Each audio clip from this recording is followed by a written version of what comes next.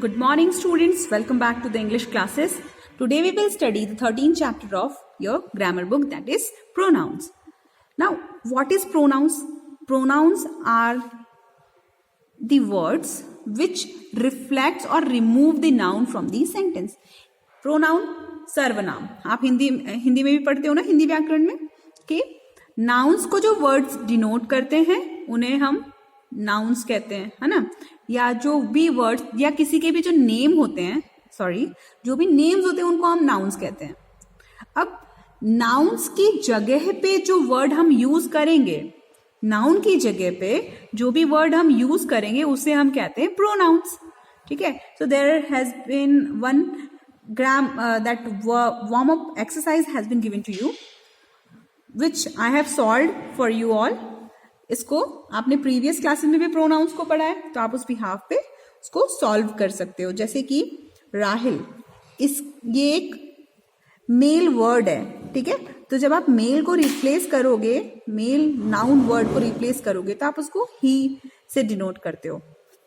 Then your house, yours, Sachin and Dravid will be replaced by they, क्योंकि ये दो हैं, ठीक है। तो जब दो लोग हैं तो वहां पे प्लूरल के फॉर्म में या प्लूरल प्रोनाउन की तरह से दे यूज होता है। देन द एलिफेंट्स, फिर से यहाँ पे ये प्लूरल फॉर्म में है तो आप इसको दे से डिनोट करोगे। हर मदर, माय मदर, तो आप उसको हर किसे डिनोट कर सकते हो। Then again female noun will be replaced और बाय दी हर प्रोनाउन, है ना। Then father will be replaced by he, राजा's cloth will be replaced by his clothes, and then यहाँ पे फिर से थर्ड पर्सन की तरह से यूज कर रहे हैं हम मानस और आनंदा को, तो वो यहाँ पे them आ जाएगा। ठीक है, ये एक वार्म अप एक्सरसाइजेस थी जो आपकी प्री नॉलेज पे बेस्ड था। Now read the sentences. Mayank is a good student, he is an obedient student. अब देखो, हम बार बार मयंक मयंक मयंक मयंक यूज करेंगे, instead of that what we can use he use कर सकते हैं, ठीक है, करेक्ट है।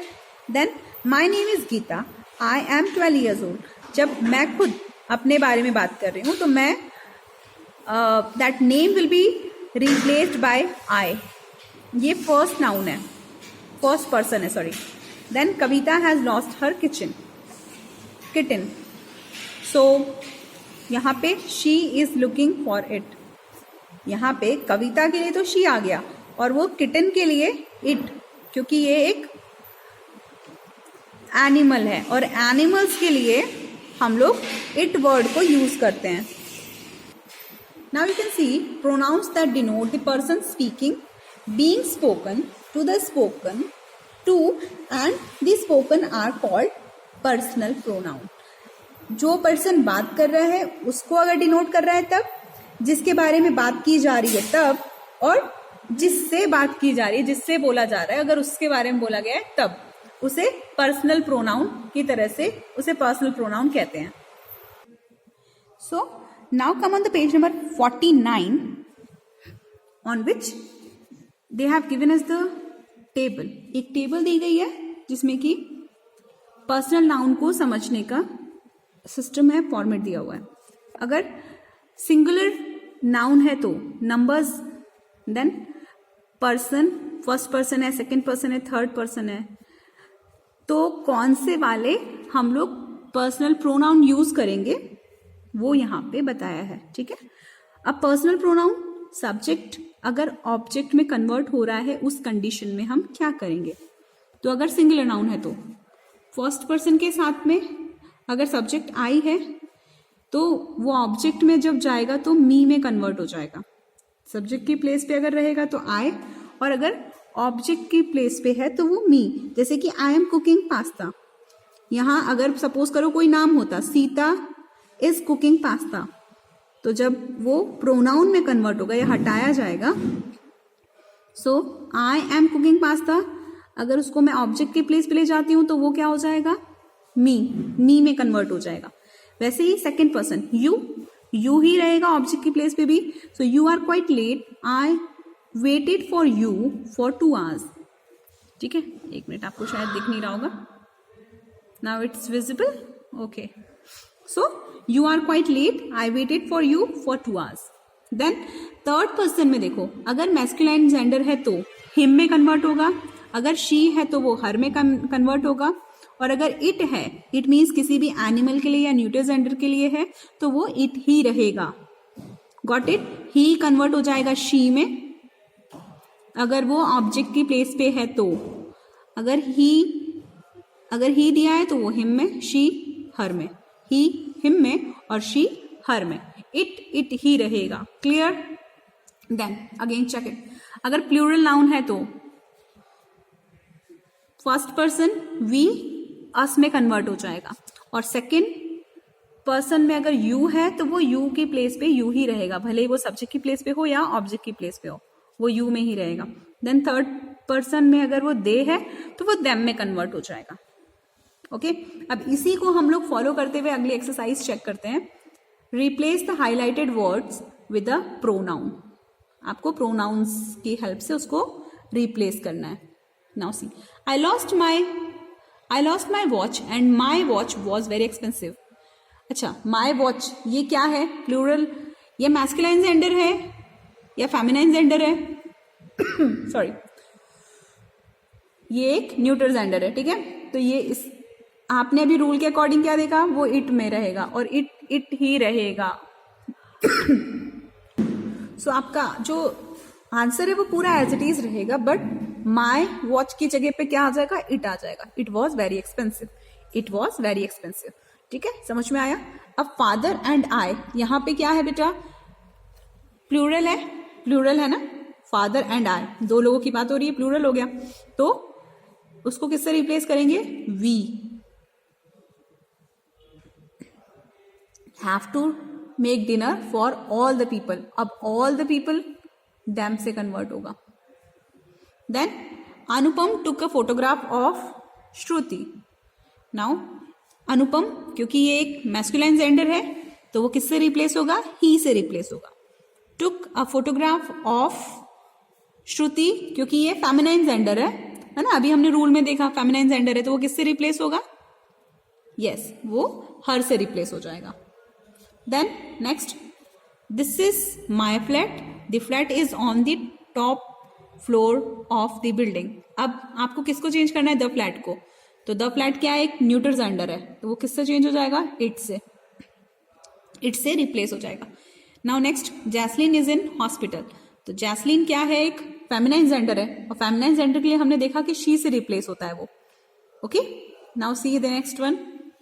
There was a snake and the snake was worrying me. There was a snake. ठीक है, यहां तक तो आपको सेम करना है. एंड क्योंकि एक न्यूट्रल जेंडर है तो it was worrying me. Okay, clear हुआ. अब आपको इसी तरीके से रिमेनिंग एक्सरसाइज को कंप्लीट करना है. सिमिलरली देखो, कैंडी, क्योंकि एक वो न्यूट्रल जेंडर है तो वो इट से रिप्लेस हो जाएगा, और फिर people in general we say. Rest the remaining sentence will be as it is. Now see, read these sentences.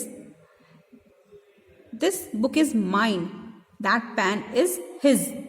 These highlighted words tell us who owns something. ये क्या शो करता है बेटा? पोजीशन शो करता है कि ये किसके पास है, ये ओनर कौन है इसका. That is possessive pronouns. वो क्या बताता है? possessive pronouns. Now, अब इसके अकॉर्डिंग आपको क्या करना है? ये मैच दी कॉलम करना है. तो we, ours, I will be replaced by mine. He will be replaced by his. She will be replaced by hers. ये इनके लिए क्या यूज होते हैं? ये प्रोनाउन है, बट कौन से वाले प्रोनाउन है? पॉजिटिव प्रोनाउन है. ठीक है, तो ये हम अभी क्या पढ़ रहे हैं बच्चों? वी के लिए कौन सा पॉजिटिव प्रोनाउन यूज होता है? तो वी के लिए आर्स, आई के लिए माइन. अगर हम बोलते हैं so like this previous sentence, this book is mine. So like this. So you have to complete this exercise. Okay, go through it and learn this also. Now moving on to the next exercise. You have to complete this exercise by filling the appropriate pronoun from the brackets and write them in the blank. आपको ये brackets में जो pronouns दिए हुए हैं उसमें से किसी करेक्ट वन को चूज करना है और उसको वहां पे फिल करना है. Now see, she has folded her clothes. Have you folded? Ours आना चाहिए क्या? नहीं, ours is used for we. वो तो we के टाइम भी है, प्लूरल के लिए यूज होता है. तो you के लिए कौन सा वाला प्रोनाउन यूज करते हैं हम? Reflect that possessive one, yours. Okay, तो कौन सा आएगा? yours आएगा. यहाँ पे पता चला क्यों लिखा? you के लिए पॉजेसिव प्रोनाउन है yours. Next one, we have cleaned our cupboards. They have started cleaning. they के लिए कौन सा? theirs. very good. Now next, they have packed their bags while she is still packing. mine आएगा कि hers आएगा?